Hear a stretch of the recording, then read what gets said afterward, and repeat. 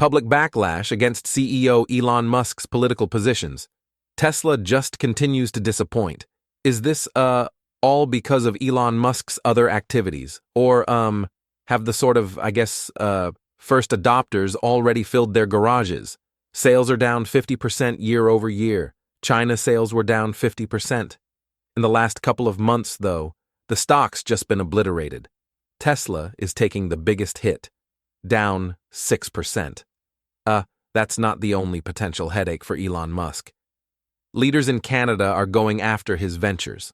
Specifically, Elon Musk just got hit from a direction no one saw coming, not from rivals in China or regulation in Europe, but from two of America's closest allies, Mexico and Canada. In just 8 weeks, Tesla didn't just lose some market share, it suffered a full-scale collapse. Federal rebates disappeared, raw materials got locked down, entire supply chains turned into strategic weapons. What started as a trade disagreement spiraled into a geopolitical crisis, and Tesla was caught in the middle. This isn't just a story of missed sales targets or bad press. It's a much bigger issue, a breakdown in global alliances. And Elon Musk may have walked right into the trap. Tesla's production lines are slowing, its stock is crashing, and the international partners that once fueled its rise are now helping dismantle it. So what happened? Why did Mexico and Canada turn against Tesla? How did Elon lose control of his global empire? And could this mark the start of the biggest economic fallout the US has seen in decades? Let's dive in. The Canadian shockwave. In early April 2025, a quiet press release from Canada's Ministry of Natural Resources barely made headlines. It talked about a temporary reassessment of EVI rebate eligibility, a dry bureaucratic announcement. But within 48 hours, its true impact was clear. Tesla was being cut off. Canada canceled all pending rebates for Tesla vehicles. $43 million in incentives frozen overnight. Customers who had pre-ordered cars were left hanging. Dealerships in cities like Toronto, Vancouver, and Montreal saw bookings vanish in real time. It wasn't just policy, it was a precision strike. And Tesla was the target. But Ottawa wasn't finished. Next came restrictions on the export of critical EV minerals, nickel, cobalt, lithium, materials Tesla relies on for its Nevada and Texas gigafactories. It wasn't just a price hike. Shipments stopped altogether. Canadian suppliers, under pressure from both provincial and federal leadership, redirected deals to European automakers. Tesla was stranded. Internally, Tesla executives scrambled. Musk publicly downplayed the threat. But behind the scenes, the company was in panic mode, fast-tracking new contracts in South America and Africa, begging for exemptions, and trying to rework global logistics on the fly. But those fixes would take months, if not longer, and came with much greater risk. Meanwhile, Canadian politicians didn't hide their intentions. One MP, during a televised debate, put it bluntly: Tesla profited from Canada's resources while supporting policies that harmed us. Why should we help them now? Within 3 weeks, Tesla's deliveries in Canada dropped more than 60%. By the end of the quarter, sales were virtually non-existent. And Canada was just the start. Europe's strategic strike. Europe's move wasn't emotional. It was cold, calculated, and devastating. In late April, the European Commission unveiled a new tariff package aimed directly at US-built electric vehicles. The official line, economic self-defense, but the real target was obvious. Tesla Model Ys arriving at European ports like Rotterdam were held up at customs. Pre-orders in France, Germany, and Italy were abruptly cancelled. Tesla's access to its second most important market had been effectively shut down overnight. But tariffs weren't even the most damaging blow. That came from politics. European governments started tweaking their subsidy programs, and suddenly Tesla was no longer eligible for buyer incentives. The new rules favored local brands and domestic production, all under the banner of promoting regional stability. That meant Volkswagen, Stellantis, Renault, not Tesla. Practically overnight, buying a Tesla became significantly more expensive than choosing a European-made EV. And just as nationalism and anti-American sentiment were rising, Volkswagen made its move. With no tariffs, better pricing, and local supply chains, VW positioned itself as the smart, patriotic choice, and European consumers responded. Tesla wasn't just overpriced, it was outplayed. The fallout back in the US, the effects were immediate. Tesla's European exports tanked, inventory piled up, factory lines slowed. The company found itself boxed in on multiple fronts, and the cracks in Musk's empire were beginning to show.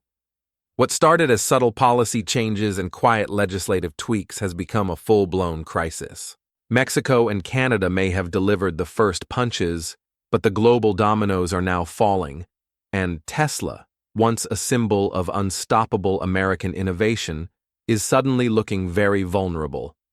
The question now isn't whether Tesla can bounce back, it's whether it can survive at all. Production cuts started quietly.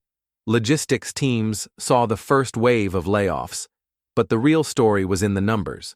Tesla's revenue in Europe dropped nearly 40% in just one quarter. This isn't just a post-mortem. This is the story unfolding in real time. We're watching how global policy decisions lead to factory slowdowns and brand breakdowns, step by step.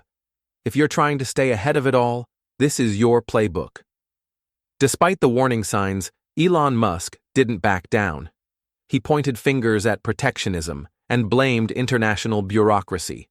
But what came next was something no CEO could control, a cultural revolt.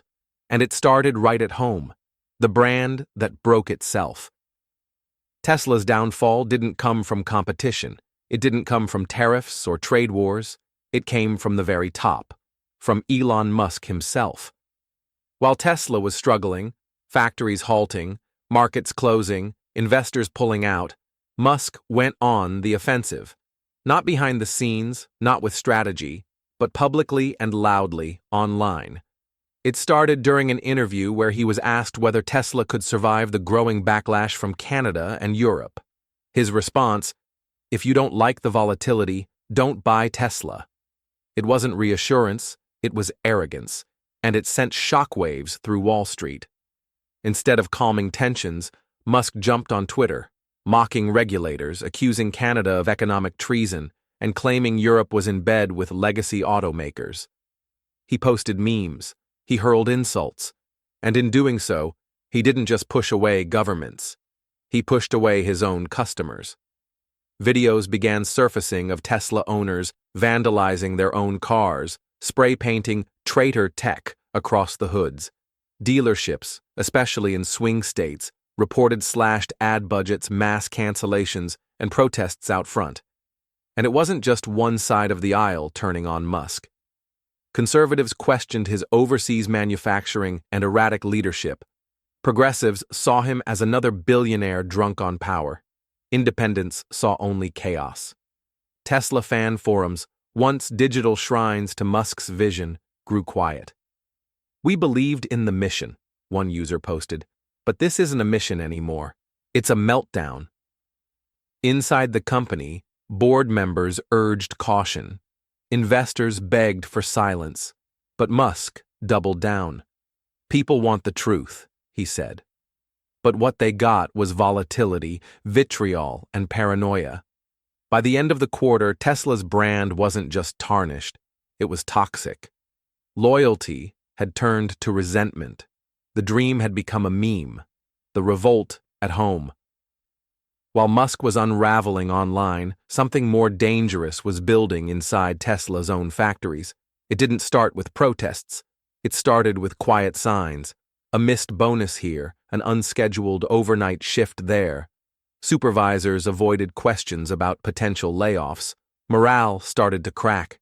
For years, Tesla workers had endured erratic hours, safety concerns, and breakneck deadlines because they believed in the mission. They were building the future, and they believed their sacrifice would one day pay off.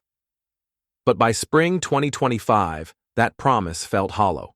Stock options had tanked. Bonuses were postponed indefinitely due to market volatility. Pay raises disappeared. Hot meals in factories were cut.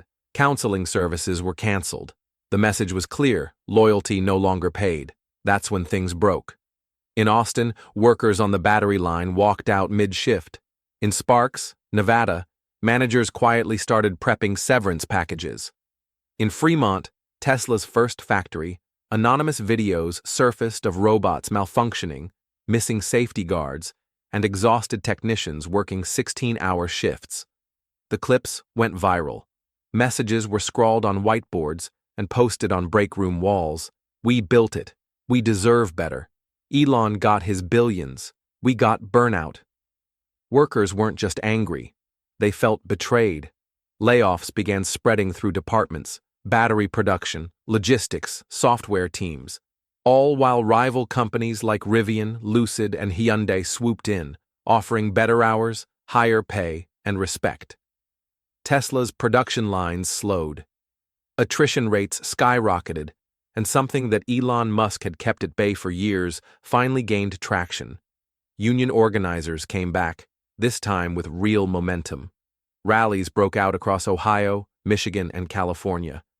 And this time, the chants weren't about the future. They were about survival. "We built this. You broke it." It wasn't just frustration on the factory floor anymore.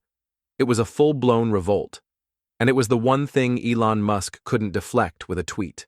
You can fight governments. You can spar with investors. But when the very people who built your empire turn on you, the workers, the engineers, the loyal talent, there's nothing left to hold up the foundation. And just as internal loyalty crumbled, Tesla's global supply chain, once a marvel of efficiency and international cooperation, stopped picking up the phone. The breakdown of trust. Tesla's supply chain had always been built on razor-thin timing, precision coordination, and trust between global partners. But when that trust cracked, the whole system stalled. It started in Canada. Key suppliers of nickel and cobalt, critical materials for EV batteries, were suddenly restricted by new export controls. The official line: a regulatory review. But everyone knew what it really was: political retaliation. Then came Europe. A major German electronics company, one of Tesla's top sensor suppliers, pulled out of its contract, citing credit exposure and strategic misalignment. A French aluminum supplier refused to ship without full payment up front. These weren't one-off issues. They were signs of a collapsing supply ecosystem. Tesla scrambled to replace the lost suppliers, but high-precision components aren't easy to swap. Testing new parts took weeks. Approval cycles slowed production. And for a company built on just-in-time manufacturing, that kind of delay was a disaster. Assembly lines crawled. Output dropped by nearly 30% in one quarter. Logistics teams raced to reroute shipments through friendlier countries. But customs delays and tariffs turned every delivery into a roll of the dice. Costs ballooned, deadlines fell apart. The dream of global EV dominance was quickly becoming a logistical nightmare. While Tesla struggled, Volkswagen struck. As Tesla flailed, one company saw its moment: Volkswagen. Tesla may have pioneered the electric vehicle movement in Europe, but Volkswagen was quietly perfecting the strategy to take it over. And by the time Tesla noticed, it was already too late. For nearly a decade, Volkswagen had been laying the groundwork. Massive investments in battery plants across Europe, a standardized EV platform, the MEB, that worked across all their brands, and a supply chain fine-tuned with typical German precision. While Tesla stuck with a premium-only pricing model and expanded vertically, Volkswagen did what Tesla couldn't: make electric cars affordable at scale. With their MEB platform, Volkswagen could build compact hatchbacks, SUVs, and everything in between, all from the same parts and production lines. No need for separate platforms, factories, or engineering teams. That kind of modular efficiency meant one thing: they could beat Tesla on price without sacrificing quality or scale. And just when Tesla was being hit with tariffs and subsidies were being stripped away, Volkswagen landed the finishing blow. Europe turns the page. As Europe pushed back on US EV imports with new tariffs and stopped subsidies for Tesla buyers, Volkswagen didn't just benefit, they filled the vacuum. Suddenly, to the average European consumer, Tesla wasn't cutting edge. It was expensive, American, and politically controversial. Volkswagen, homegrown, subsidized, easier to service, and now the safer, smarter choice. While Musk raged online, accusing European leaders of economic sabotage, Volkswagen said nothing. They didn't need to. The public had already chosen sides. Tesla had become a political punching bag. Volkswagen simply handed over the keys to a cheaper, more stable option. The numbers told the story. By Q2 2025, Tesla's European sales had plunged over 38%. Volkswagen's EV registrations were up more than 42% year over year. The Tesla Model 3 and Model Y, once the go-to EVs for middle-class Europeans, were now trailing behind the Volkswagen ID.4, the Cupra Born, and Audi's Q4 e-tron. And it wasn't just about who sold more cars. Volkswagen had something Tesla didn't: total control. They owned their battery factories. They sourced raw materials locally. They met new EU sustainability standards with ease. Tesla was still importing parts, still tangled in trade wars, still tweeting. Tesla was waiting on aluminum from tariff-heavy markets and scrambling for battery materials from suppliers who no longer wanted to sell to them. Volkswagen didn't just beat Tesla in design or innovation. They beat them where it mattered most: in geography, regulation, cost efficiency, and trust. As Tesla fought to hold on to its shrinking market share in Europe, Volkswagen was already looking ahead. Plans were underway to expand into Latin America and deepen their EV presence in North America. But Europe wasn't the only blind spot for Tesla. The rise of BYD, China's silent takeover. While Tesla burned bridges, China built a global empire. In the West, many still saw Tesla as the face of the EV revolution. But in China, that illusion ended years ago, and by 2025, it was dead and buried.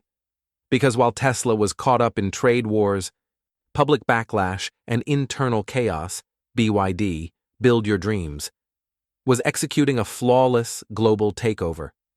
Backed by the Chinese government, BYD wasn't just another automaker.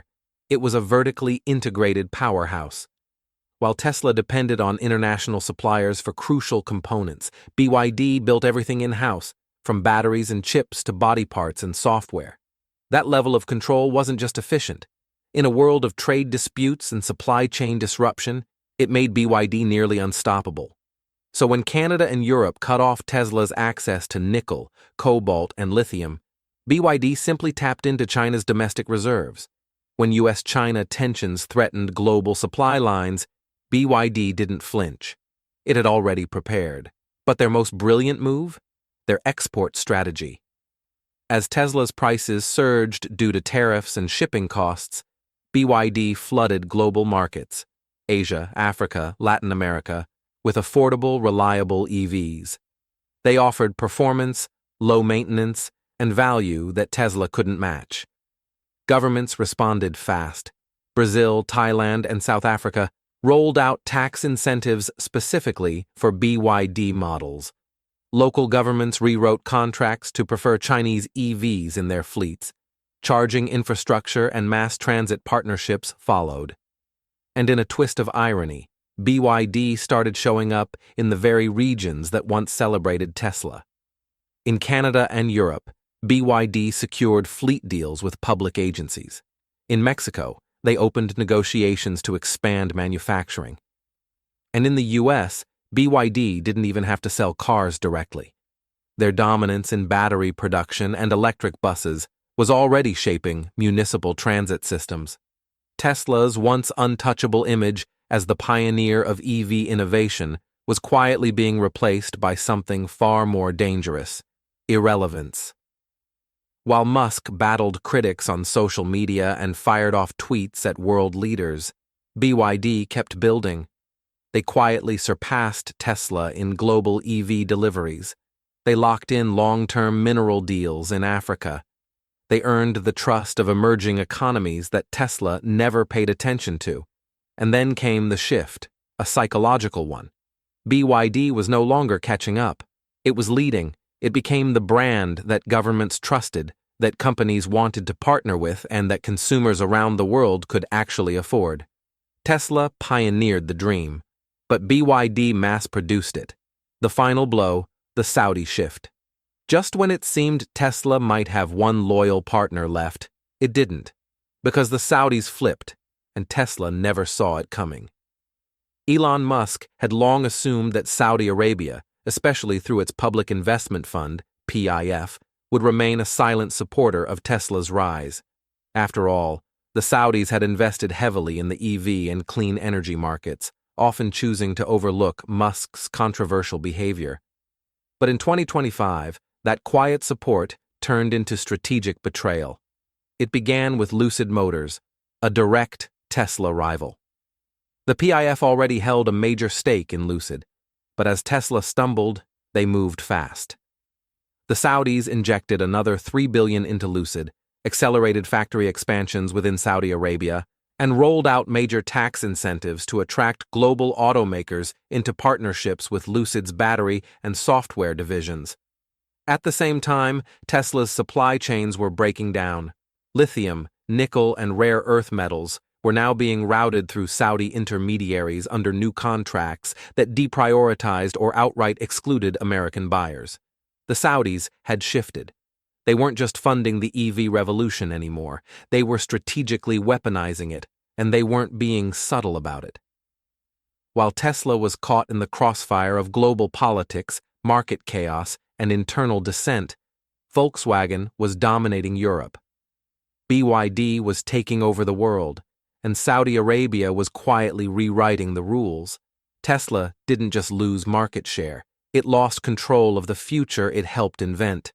Behind closed doors, the Saudi Public Investment Fund, PIF, was quietly assembling a new global power center for electric vehicles. This new axis of EV development wasn't just about Lucid Motors. It also brought in Canadian mineral suppliers and Chinese battery tech firms like KL.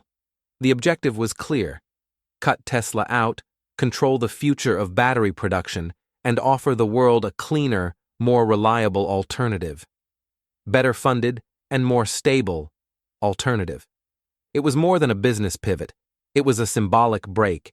Saudi Arabia wasn't just moving on from Tesla, it was building what came after: the Great Trade Reversal. The world had changed. The United States, the original architect of the modern EV movement, was being written out of the script. Once the US led the charge, Tesla was the face of innovation. Silicon Valley was the engine. Washington promised dominance in the race for clean transportation. But by 2025, that vision had unraveled. A new trade order was emerging, and the US was being left behind. Canada, once America's closest ally, shifted its mineral exports to Europe and China.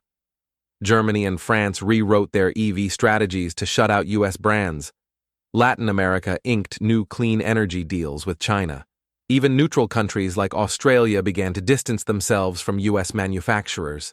And the ultimate irony, the very global trade system that helped Tesla rise, open markets, shared minerals, international manufacturing, was now the same system locking the US out. The world kept building electric vehicles, just not with America. New economic alliances formed. China, Europe, and Canada now dominated EV manufacturing, raw material extraction, and technology licensing. Meanwhile, the US and Mexico, battered by tariff wars and diplomatic fallouts, found themselves increasingly isolated. American companies faced rising import taxes, fewer financing options, and shrinking trust from global buyers. Tesla wasn't just losing market share. It had become a cautionary tale of how fast an industry can turn on a leader that stumbles. from market leader to global outcast. America, once the world's EV capital, was now the country left out of every new deal. Supply chains were rebuilt, alliances were redrawn, investment capital fled the chaos. And this wasn't just a corporate disaster anymore. It had become a national one. Tesla's collapse wasn't just the downfall of a company. It was the moment the world stopped waiting for U.S. leadership and started moving forward without it. And then came the financial aftershock. While Tesla workers were protesting in the streets, another crisis was unfolding behind the scenes, one that touched every corner of the American economy: market mayhem. Tesla's fall sparked a $1 trillion shockwave. In just 6 weeks, Tesla lost over $135 billion in market value. But the real story wasn't just about the number, it was about the ripple effect.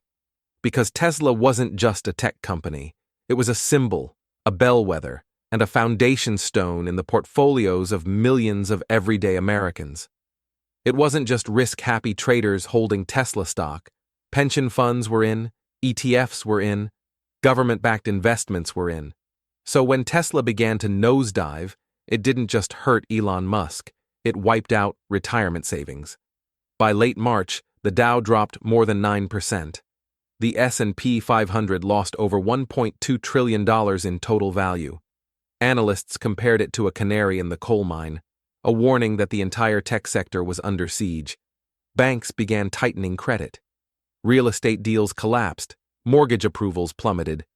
For the first time in years, average Americans, teachers, nurses, middle managers, began to worry about their 401ks, about their job security, about whether the dollar was as strong as it seemed.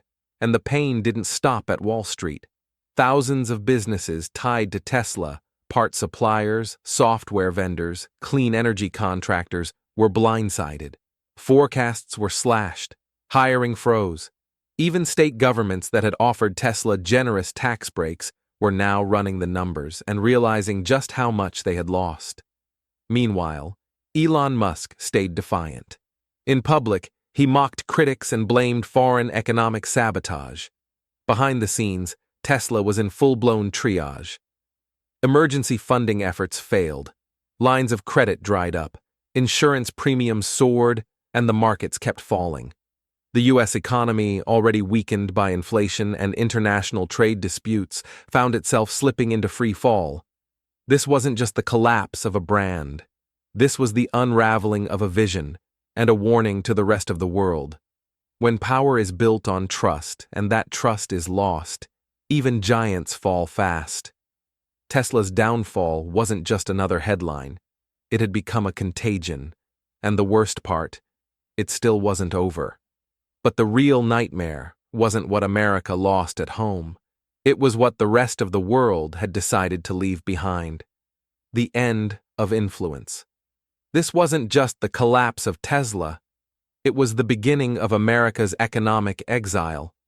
For over a century, the United States shaped the rules of global trade. Its companies led industries. Its currency anchored deals. Its innovations set the pace for the future. But in 2025, something shifted. The fall of Tesla didn't just bruise American pride. It broke its influence.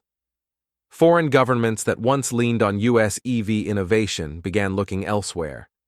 Canada signed long-term contracts with Chinese and European battery suppliers. The EU passed resolutions to supercharge subsidies for local EV makers, while jacking up tariffs on American imports. In Asia, Tesla's former partners moved on to BYD and Hyundai. Global trade routes were being redrawn without the U.S. in mind: shipping contracts, mining rights, green energy investments. They were all being led by coalitions in Berlin, Shanghai, and Riyadh. The U.S. went from essential to replaceable. And the final blow? It wasn't about money, it was about symbolism. In May, a major international clean energy summit took place in Singapore. For the first time ever, the United States wasn't invited. Instead, countries like Canada, China, Brazil, the EU, and South Korea signed a historic agreement to accelerate EV development and infrastructure. Without the US at the table, America hadn't just lost market share, it lost something far more valuable: trust. And in the global economy, trust is everything. What comes after collapse? Now, standing in the wreckage of its most iconic tech company, the US faces a harsh question. What now? Behind closed doors in Washington, leaders were debating three options, and none of them were easy. Option 1, reconciliation. Rebuild bridges with allies, restore trade deals, roll back tariffs. It would mean reaching out to Canada, the EU, and Asia, and making painful political concessions. It would also mean admitting failure, right as an election season heats up.